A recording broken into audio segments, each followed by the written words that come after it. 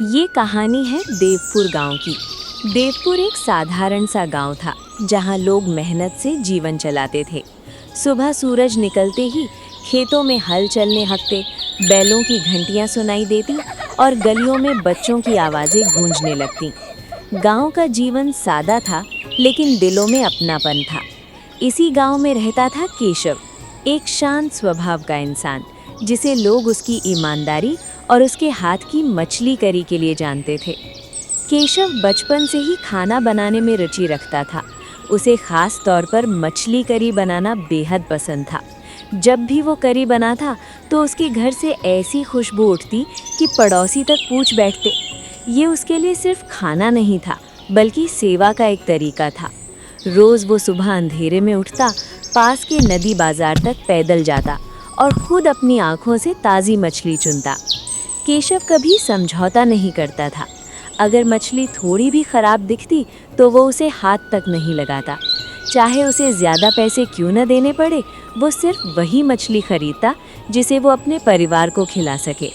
मछली के साथ वो मसाले भी खुद चुनता, उन्हें सूंघ कर परखता और फिर घर लौटाता। घर पहुंचकर वो मछली साफ करता, मसाले पीसता और पूरे मन से करी पकाता।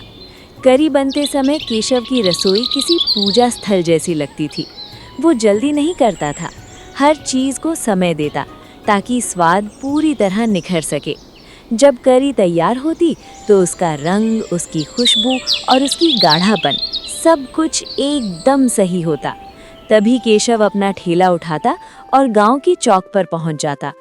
चौक पर उसका ठेला बहुत साधारण था, न कोई बड़ी तफ्ती, न कोई चमक दमक, बस एक छोटा सा कागज टंगा रहता जिस पर साफ लिखा होता, पेट भर मछली करी 20 रुपए।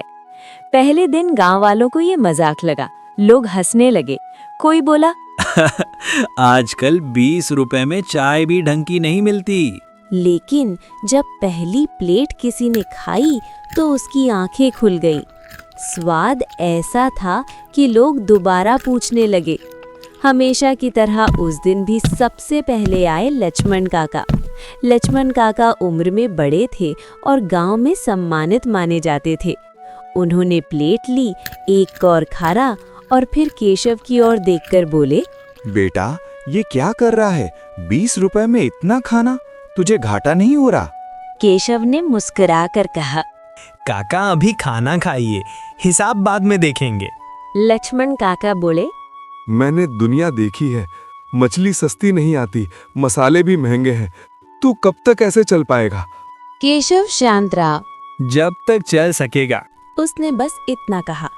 उसका ये सीधा जवाब कुछ लोगों को अच्छा लगा, लेकिन कुछ लोगों को खटक गया। उन्हीं में से एक था मोहनलाल। मोहनलाल का दिमाग हमेशा मुनाफे में चलता था। वो हर चीज को पैसे की नजर से देखता था। केशव की 20 रुपए वाली करी देखकर उसके मन में संगीत लालच जाग उठा। इतना स्वाद और इतनी सस्ती। वो मन ही मन सोचने लगा, अगर मैं इसका तरीका सीख लूं और 60 रुपए में बेचूं तो मजे ही मजे। मोहनलाल मीठी आवाज में केशव के पास आया। भाई केशव, तुम्हारे हाथ की करी तो कमाल है। 20 रुपए क्या, मैं तो 60 रुपए देने को भी तैयार हूँ। बस एक बात बता दो, मसालों में ऐसा क्या खास है? केशव ने उसकी बात सुनी, लेकिन कोई जवाब नहीं दिया। उसने मोहनलाल को भी वही 20 वाली प्लेट थमा दी। उसने कहा, पहले खाओ। लाल को गुस्सा आया, लेकिन उसने खुद को संभाल लिया। वो अंदर ही अंदर सोचता रहा कि किसी न किसी तरह ये राज निकालना होगा। दिन बीतते गए, गांव में केशव की चर्चा बढ़ती गई। लोग रोज उसकी कड़ी खाते, पेट भर कर जाते, लेकिन सवाल सबके मन में वही रहता, ये आदमी 20 रुपए में क्यों खिलाता है? एक दिन मोहनलाल ने तय कर लिया कि वो खुद सच्चाई जानेगा। उस दिन उसने केशव का पीछा किया। वो चुपचाप उसके घर के पास छिप गया और देखने लगा कि केशव करी कैसे बनाता है। वो घंटों इंतजार करता रहा, लेकिन उस दिन केशव ने करी नहीं बनाई। उसने मछली खरीदी जरूर, लेकिन रसोई में गया ही नहीं। मोहनलाल थक गया और निराश होकर घर लौट गया। केशव को सब समझ आ चुका था। उसे पता चल गया था कि कोई उस पर नजर रखे हुए है, लेकिन उसने कोई प्रतिक्रिया नहीं दी। अगले दिन केशव ने हमेशा की तरह ठेला लगाया, लेकिन उस दिन माहौल बदला हुआ था। चौक सूना था, कोई भी ग्राहक नहीं आया। केशव ने इधर-उधर देखा, लेकिन कुछ नहीं बोला। थोड़ी देर बाद मोहन लाल आया। इस बार उसकी आवाज बदली हुई थी। उसने कहा, केशव, मुझे सिखा दो मछली करी बनाना। केशव ने उसकी ओर देखा और बोला, मैं सिखा दूंगा, लेकिन एक शर्त है। मोहनलाल ने पूछा। क्या? केशव बोला। तुम भी गांव वालों को 20 रुपए में पेट भरकर खिलाओगे? ये सुनते ही मोहनलाल हंस पड़ा। 20 रुपए में? मैं इतना बेवकूफ नहीं हूँ, मैं घाटा नहीं उठाऊंगा। उसी दिन गांव में एक बाहरी आदमी आया। उसने चौक पर खड़े होकर लोगों को भड़काना शुरू किया। वो चिल्लाया, इतना सस्ता खाना हमेशा खराब होता है। सोचो अगर कोई बीमार पड़ गया तो जिम्मेदार कौन होगा? देवपुर गांव में उस दिन से माहौल बदल चुका था। बाहरी आदमी की बातें लोगों के दिलों में शक बनकर बैठ गई थीं। जो लोग रोज केशव की मछली करी खाकर तृप्त होकर जाते थे, वही लोग अब दूर से उसके ठेले को देखकर रास्ता बदलने लगे। किसी ने खुलकर कुछ नहीं कहा, लेकिन सबके मन में डर पलने लगा था। अगली सुबह केशव हमेशा की तरह जल्दी उठा। उसने नदी बाजार जाकर ताज़ी मछली खरीदी, मसाले लिए और घर लौटा। रास्ते भर वो सोचता रहा, अगर आज भी कोई नहीं आया तो क्या होगा? क्या सच में लोग मेरी नियत पर शक करने लगे हैं? घर आकर उसने मछली साफ की, मसाले पीसे और पूरी लगन से करी बनाई। उसे पूरा भरोसा था कि उसके हाथों से बना खाना कभी किसी को नुकसान नहीं पहुंचा सकता। करी तैयार हुई, लेकिन मन भारी था। केशव ने ठेला उठाया और चौक पर जाकर खड़ा हो गया। सूरज चढ़ चुका था, लेकिन चौक सूना पड़ा था। न लक्ष्मण काका आए, न कोई बच्चा, न कोई मजदूर। पहली बार ऐसा हुआ था कि उसका ठेला खाली खड़ा था। काफी देर बाद उसका दोस्त हरी वहां आया। हरी ने एक नजर ठेले पर डाली और फिर केशव के चेहरे की ओर देखा। उसने धीरे से पूछा, भाई, आज कोई नहीं आया? केशव ने सिर हिला दिया। लगता है लोगों ने अफवाहों पर भरोसा कर लिया है। हरी बोला, तो बुरा मत मान, आजकल सच से ज्यादा झूठ तेज फैलता है। गांव वाले डर गए हैं। हरी ने एक प्लेट करी खाई और बोला, गांव वाले आए या ना आए, मैं तो तेरे हाथ का खाना खाऊंगा। केशव ने सारी बची हुई करी हरी को दे दी। उसने कहा, ले जा, वरना ये खराब हो जाएगी। उस रात केशव देर तक सो नहीं सका। उसे बार बार यही ख्याल आता रहा कि अगर उसने किसी का भला करने की ठानी है, तो क्या उसे हर बार शक और बदनामी ही मिलेगी? अगली सुबह बाजार में एक नया तमाशा खड़ा हो गया। किसी ने दीवार पर बड़ा सा पोस्टर चिपका दिया था, केशव सड़ी मछली बेचता है, सावधान रहें। केशव ने पोस्टर देखा और वहीं खड़ा रह गया। उसकी आंखों में न गुस्सा था, न आंसू, बस एक गहरी चुप्पी थी।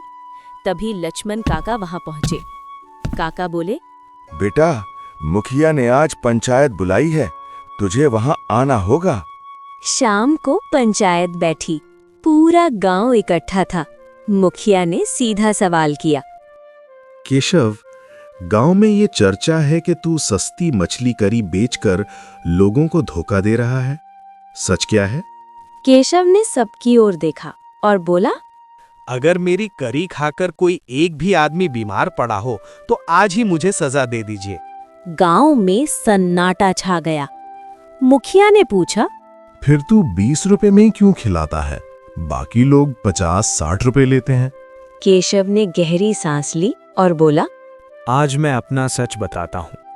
करीब 6 साल पहले मैं एक शहर के ढाबे पर काम करता था। वहाँ का मालिक बहुत लालची था। वो पैसे के लिए कुछ भी कर सकता था। एक दिन उसके कर्मों का फल उसे मिला।